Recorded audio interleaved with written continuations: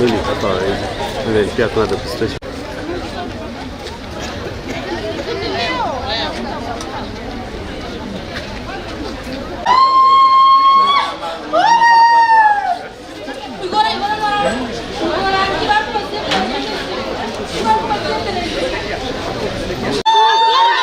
Naitwa Fred Nyang'au Joseph.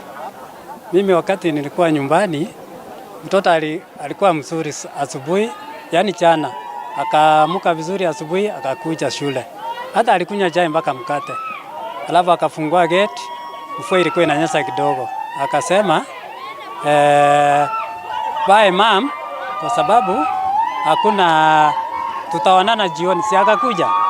Sasa saa 2:45 ndio sasa tunapigiwa simu ati kuja shule.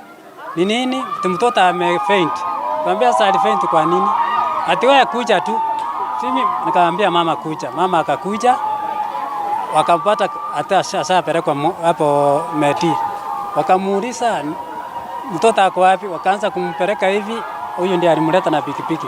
Ati pole mama, sijui nini, mtoto ati ashaenda. Mimi nilikuwa nyumbani. Ndio sasa baadaye ndio walinikuja na fani ya shule. Wananiambia kuja tuende uone mtoto. Nikamwambia kwani mtoto alikuwa mgonjwa. Sasa wakati nilifika ndio mwalimu ananiuliza alikuwa amegonjeka? Hapana. Wakampeleka kwa daktari. Kufika kwa daktari mtoto alikuwa aje? Nikamwambia alikuwa sawa. Ati pole alikuja kama ashaenda. Nikamwambia kwani alikuwa mgonjwa? Ati walimleta kama ameisha. Nikamwambia sasa iliendaje? Ndio tukakaa ndio wananiambia wacha toa manguo tutaweza watoto wengine sio. Nikamwambia hapana, wacha tu mimi nichukue manguo nionange tu. Ndio hiyo madam akanipeleka saini hapa tuende OP. Nikamwambia si ningeita watu wetu huko tu. Akaniambia hiyo ni kidogo tutamaliza. Nikamwambia wacha tu wakuje kwanza. Ndio wakakuja kidogo wanapeleka mwili moja ya haraka awangojee watu. Kwa majina naitwa Lilian Mura. Huyo mtoto nimeamka, huwa tumeseti nini alarm ya 4:45. Nikiamka hiyo 4:45, yeye ninamuamsha 5 kamili. Sasa nimeamka hiyo 5:45, kufika 5 nikaamsha mtoto kawaida. Mtoto kumuamsha akaamka, akaanza kujiprepare.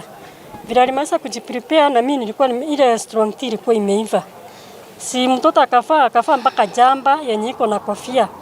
Huwa kila wakati naendanga kumfungulia gate. Nikamwambia juu mvua inanyesha na wewe ndio umevaa manguo ya joto, umevaa mpaka jamba iko na kofia, ende ujifungulie gate. Akaenda akafungua gate, akarudisha kifungu. Akatafuta kaambrela chini ya kiti akapata. Nikamfungulia kwa kaambrela nikameharibika, akajikinga nayo. Akaniambia mam, bye. Akatoka tu hivi akaenda shule. Sasa amefika shule, kitu saa 2 ninapigiwa simu. Ati mama Moses uko wapi? Nikamwambia niko nyumbani. Unaweza kuja saa hii juu mtoto amefaint hapa kwa shule. Tumempeleka Medi. Nikamwambia Vile tulimalizana na huyo madam hivi nikaweka maji kwa besheni nioge. Kabla niende kuoga tena huyo madam akapiga simu. Mama Moses umetoka? Nikamwambia ndio ninatoka, lakini sasa nilikuwa naingia kwa bafu. Maji nimeiwekelea tu kwa bafu hivi tena simu nyingine. Mama Moses umefika wapi sasa? Nikamwambia ndio ninaelekea kwa stage. Ati hata usipande gari, tafuta boda tutalipa. Nikatafuta hata sikuoga sasa. Nikasema acha kwanza nitoke ndio nitakuja kuoga baadaye. Kutoka nikapata boda huyu jirani yangu. Nikamwambia nataka unifikishe medical. Napigiwa simu mtoto amekuwa mgonjwa. Huyu jirani yangu akanileta mpaka hapa medical. Nikafika kufika kwa gate, walimu tena wananipigia umefika wapi sasa? Nikamwambia nimeshafika, niko hapa kwa gate. Wakaniambia panda hivi basi tukuone. Walikuwa wamesimama huko. Nikapanda hivi nikaona huyo madam namjua. Nikaona sasa walimu wengine. Ndio wakanipeleka kwa hospitali ndani. Wakanifikisha kwa hospitali ndani kwa daktari. Daktari akanikaribisha kiti. Habari yako mama? Mzuri. Wewe ndio mama Moses Moses amekuwa na shida gani? Nikamwambia mimi hata huyu Moses tangu Saturday tumekuwa na wageni nyumbani.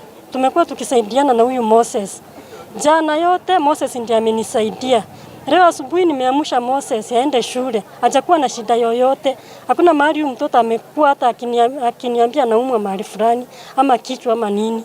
Mtoto tu amekuwa vizuri. Hivyo tu sasa ndio wakaniambia Aliletwa hapa tukajaribu kumshughulikia. Kwanza nikawauliza na ako wapi huyo mtoto? Hati yako huko tu. Ako wapi, nataka nimuone. Ndio daktari akaniambia, "Mama, mtoto ameaga." Aliletwa hapa tukajaribu tunataka kumshughulikia, lakini kwa bahati mbaya mtoto akaaga.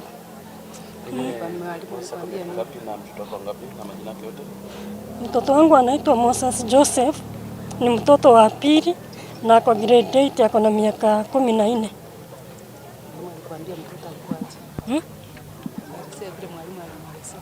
Sasa walimu wakati niliuliza mwalimu mmoja, imekuaje? Akaniambia ati huyu mtoto amekuwa akifanya jokes kwa darasa. Anaongea kitu, watoto wengine wanacheka. Sasa kumaanisha walikuwa wana make noise kwa darasa. Anaongea kitu, watoto wanacheka. Ndio akawaita hao hiyo group sasa yenye inafanya kelele. Wakakuja hapa mbele wakasimama, ati Moses akasimama karibu na ukuta kabisa. Kusimama tu hivi Moses akaanza kuanguka chini akafaint.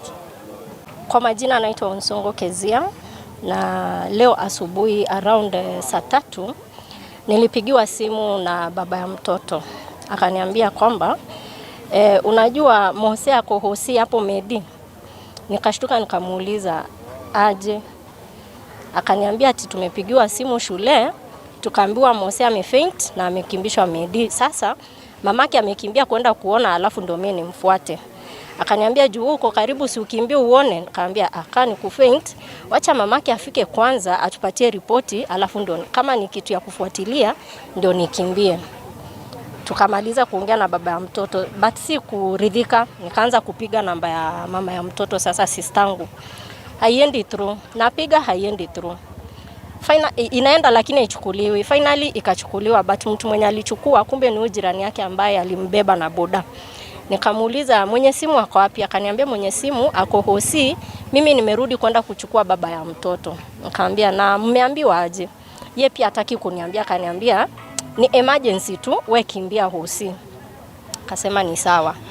So kidogo nikapigiwa simu na alisema yeye ni mwalimu.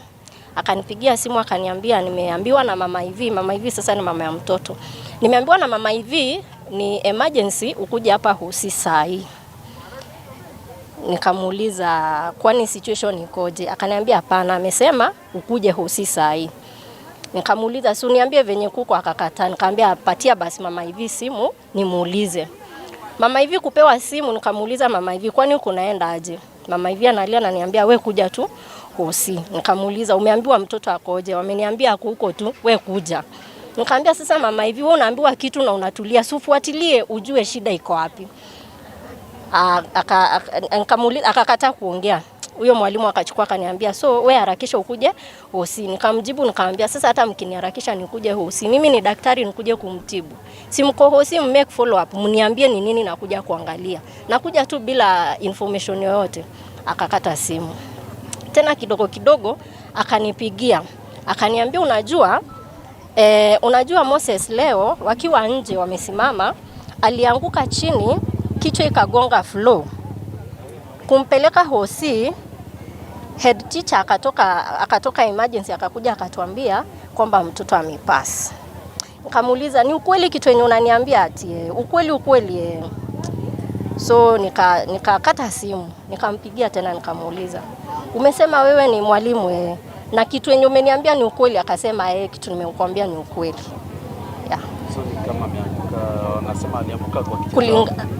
Kulingana na venye mimi niliambiwa, ripoti nilipata ni kwamba alikuwa amesimama nje ya class, akaanguka chini, kichwa ikagonga floor. Naitwa Enoch Ongera, natoka mtaa wa Harvest Nakuru.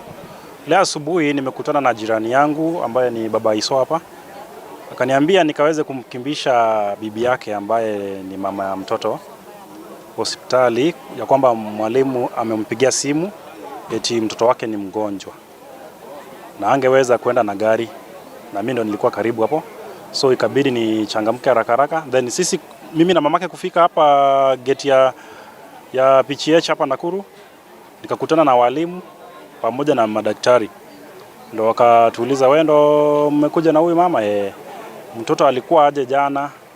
In fact mtoto alikuwa sawa kabisa na tulionana na yeye jana, hata kulikuwa na shughuli nyingine tulikuwa na yeye. Alikuwa bweli kabisa wa afya. Then wakauliza amekula nini, leo alikula aje, amebf aje. Maadhi akamwambia mtoto alikuwa sawa 100%, hakuna shida alikuwa nayo. Na there before hakuna shida asha experience. So wakamuuliza ulikula nini, akamwambia mtoto alikula nini. Mtoto alikuwa amepewa strong asubuhi pamoja na mkate, akakula, akabid bai mamake, akaenda shule.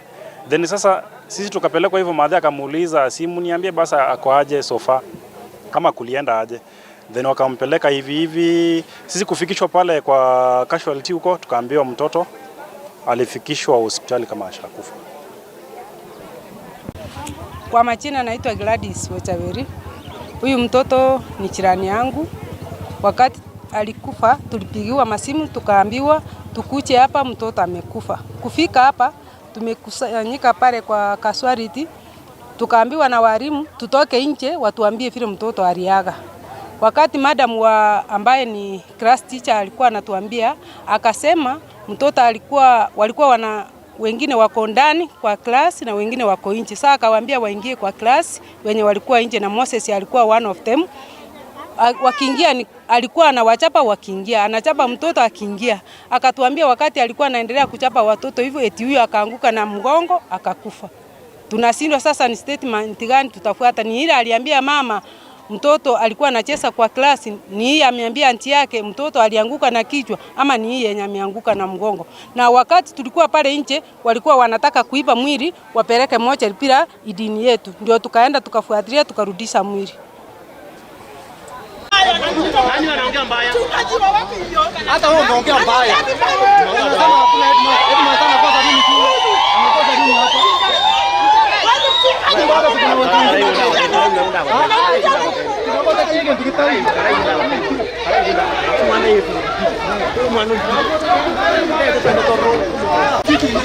Siwezi kuongea vibaya.